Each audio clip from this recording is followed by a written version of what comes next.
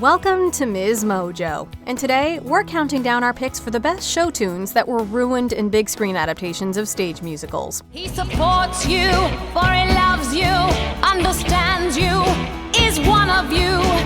If not, how could he love me?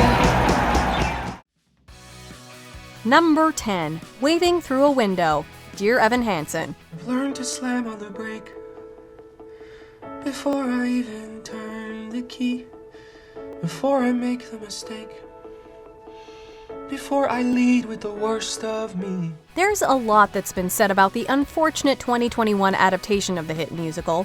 Despite casting its Tony-winning star Ben Platt, it was a series of creative misfires. If it had any goodwill to play with, most of it was probably bound up in this first act I Want song about the title character's loneliness. 'Cause I'm tapping on the glass, I'm waving through a window.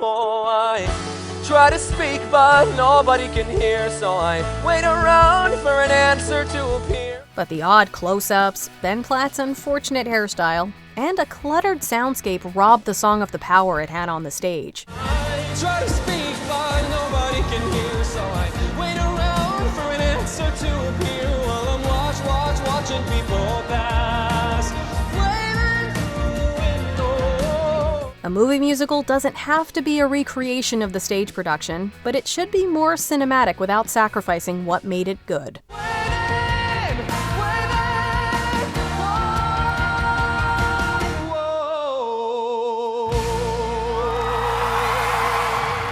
Number 9, Rose's Turn, Gypsy. Either got it, or you ain't. And boys, I got it.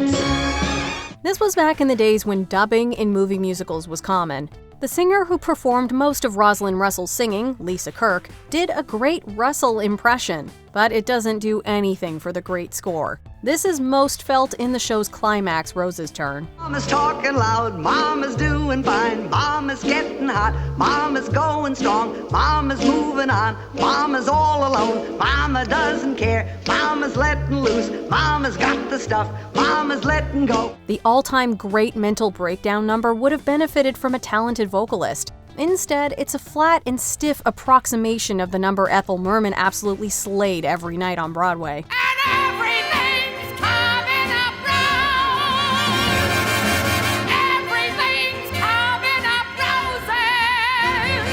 Russell is one of old Hollywood's greatest actresses, but she was not a powerhouse singer. So the baffling decision to cast her in what is often described as one of the greatest American musicals of all time is still a head-scratcher. For me! For me! For me! For me!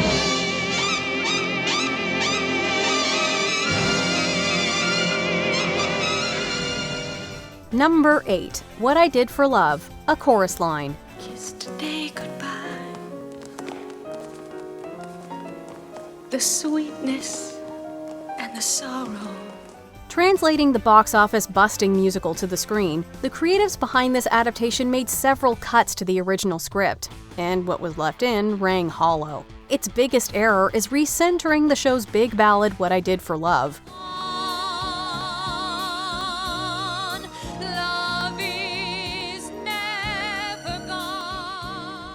Originally a group number led by one dancer, Diana, the song reflected the show's themes of what an artist must sacrifice to make a living. What I did for love.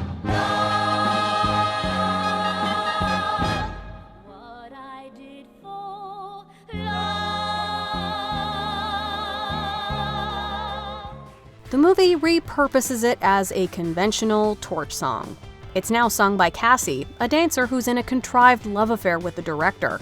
As Cassie, Allison Reed's rendition has none of the excitement or heartbreak of the original show. What I did for love. Number 7, Guido Song, 9. Flops, your work flops. And it's a But for many problem, fans, the especially when my body's nearing 50 as my mind is nearing 10. Rob Marshall may have helped reintroduce Chicago to the masses, but the director all but buried 9, a tragically undersung musical adaptation of Federico Fellini's 8 1/2. The movie leaves a lot to be desired, missing the show's best comic beats and adding a brooding atmosphere that doesn't work. Whatever you please, it's okay, even if it's impossible, we'll arrange it. That's all that I want. That's never more apparent than in this early number. Daniel Day-Lewis is a great actor. It's undeniable. However, a musical leading man, he is not. Like to be here with a counter here, melody in the here. Top of the morning to you, Guido, Guido, Guido, Guido, Guido, Guido, me. His shaky vocal ability fails to land, and as a result, it's hard to connect with his character as he gripes about his desire to be everything and nothing all at once. I'd even like to be able to sing a duet with myself. I would like to be here, sing along with myself in a song, to be there, walking down a lane now, everywhere, everywhere, everywhere. Number 6, Don't Cry For Me Argentina, Evita. It won't be easy.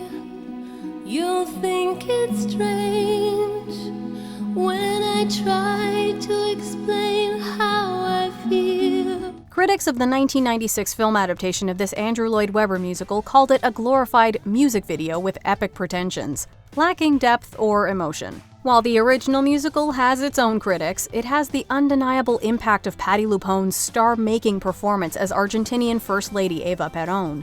Eva's signature song in the show, Don't Cry For Me Argentina, is a big reason for that. Don't cry for me, Argentina. The truth is I never left you. While LuPone might have her own opinion of the movie, Madonna's not terrible. Madonna is a movie killer. She's dead behind the eyes. She cannot act her way out of a paper bag. She should not be in film or on stage. However, her screen presence doesn't fill those big shoes easily. Don't cry for me, Argentina. The truth is I never left you. As a result, Evita's biggest song doesn't hit the way it does on stage. Don't cry for me, Argentina.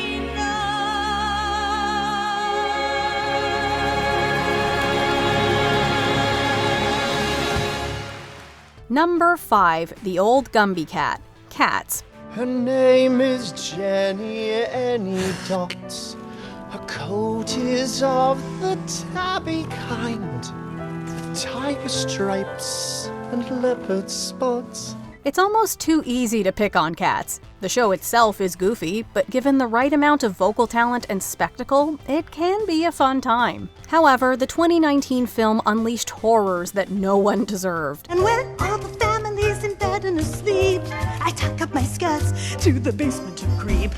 I am deeply concerned with the ways of the mice. A diverting, peppy song in the original stage production, the movie's version of The Old Gumby Cat is a grotesque and literal translation of the number's theatrical conventions. A costume change in the show is made horrific in the movie, and the fat-phobic jokes just keep on coming. Rebel Wilson plays Jenny Anydots and gives the impression of a lack of singing ability during a breathy 3-minute and 49-second joke, yes, we counted the seconds, that wasn't funny to begin with. Thank you, my dears. Yeah. It's a little old-fashioned, don't you think? Number 4, Music of the Night, The Phantom of the Opera. Darkness stirs and wakes imagination. Gerard Butler's Phantom has his defenders, but even they can't deny his lack of technical skill. Some try to turn that defect into an asset, claiming it enhances the character's humanity. Turn your face away from the garish light of day. Turn your thoughts away from cold, unfeeling light. Most critics and fans of the original musical seem to disagree. Close your eyes and let music set you free. Butler vocally manhandles even the gentlest songs, treating musical notes as obstacles to overcome. Down that path into darkness deep as hell.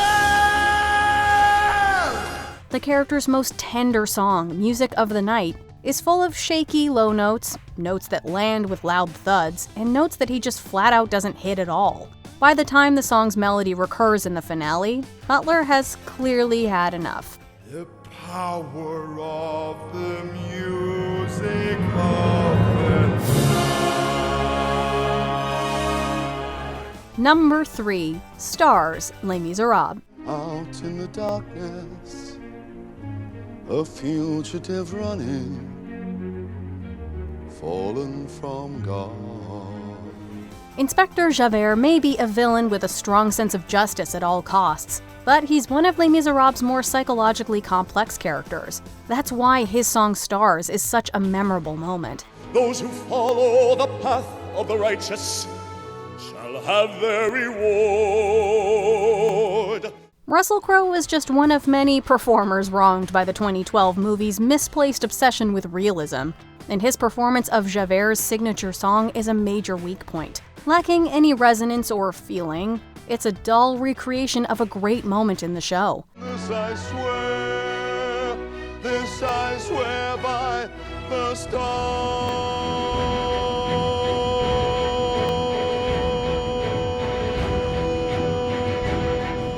It's a problem throughout the movie, with Jean Valjean's heavenly prayer Bring Him Home suffering from a similar awkwardness under Hugh Jackman's vague quavering. Bring him home.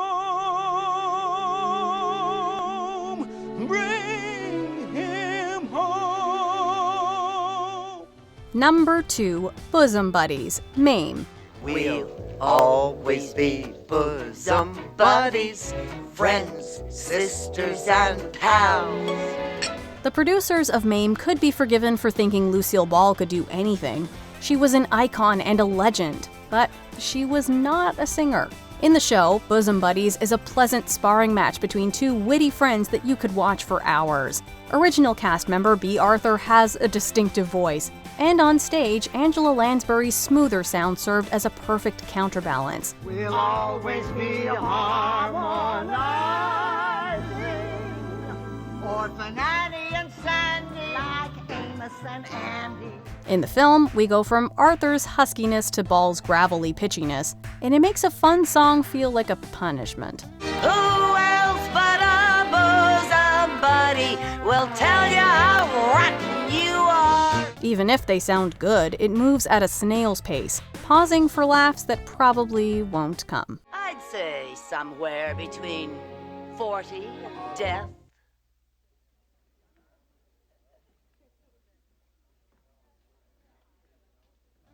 Before we unveil our top pick, here are a few honorable mentions. Luck Be a Lady, Guys and Dolls. Marlon Brando may have nailed the emotion, but his voice leaves a lot to be desired. Luck be a lady tonight. Luck be a lady tonight. Luck, if you've ever been a lady to begin with, luck be a lady tonight. Little Girls, Annie. The 2014 movie made a lot of changes and none of them landed. I should be anywhere but here. Private planes, on the stage, or on TV. But I find myself here at this snot house. Little shoes, little socks. Please kill me. I'm serious. Please kill me. I'm not singing. I'm asking. Wand'rin' Star, Paint Your Wagon. Lee Marvin was unexpected casting for a musical, and there was a reason. Was born under a wandering star. Wheels are made for rolling, mules are made to pack. I've never seen a sight that didn't look better looking back. SOS, Mamma Mia. Honestly, anything would have been better. Whatever happened to our love? I wish I understood. It used to be so nice, it used to be so good. Before we continue, be sure to subscribe to our channel and ring the bell to get notified about our latest videos. You have the option to be notified for occasional videos or all of them. If you're on your phone, make sure you go into your settings and switch on notifications. Number 1. Send in the Clowns, A Little Night Music. Isn't it rich? Are we up here? Stephen Sondheim wrote Send in the Clowns specifically for Glynis Johns, who played Desiree on Broadway. Her voice, though lovely, was not powerful. Isn't it bliss? Don't you approve? The song is written in short phrases, relying on the performer's acting ability. The important word is next, and yet the accented word is year. That's my fault, but you as a singer have to overcome that.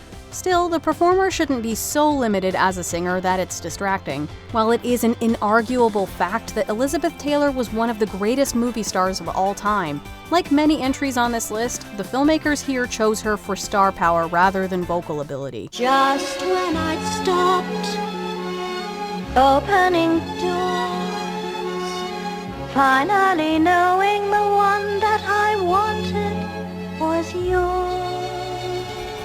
Her breathy and weak singing clouds the emotional impact of the song. In the right hands, it's one of the most devastating songs in musical theater. There ought to be clowns. Well, maybe next year.